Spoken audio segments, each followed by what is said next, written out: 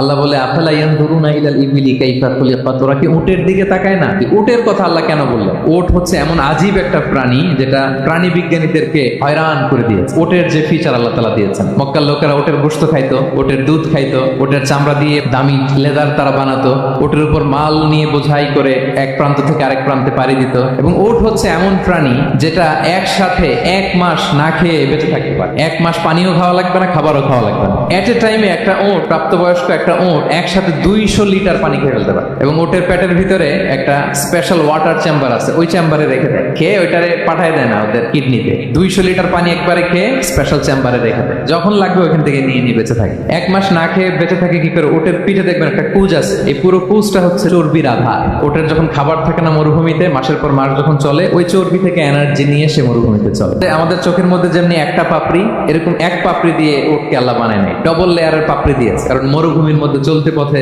লু হাওয়া থাকবে, মরুভূমির সাইমুম, বালুর ঝড়, এই ঝড় মোকাবেলার জন্য, লু হাওয়া মোকাবেলার জন্য ডবল লেয়ারের চোখের পর্দা। একটা পর্দা ফেলে রাখে, আর একটা খুলে সে হাঁটতে থাকে, তার কিছুই হয় না। সুবহানাল্লাহ। এবং মরুভূমির মধ্যে যে ক্যাকটাস আছে, গুলমলতা, বড় বড় কাঁটা জাতীয় গাছ, যেই কাঁটা পৃথিবীর কোনো প্রাণী খেতে পারবে না, কিন্তু একটা উট অনায়াসে খেয়ে ফেলতে পারে।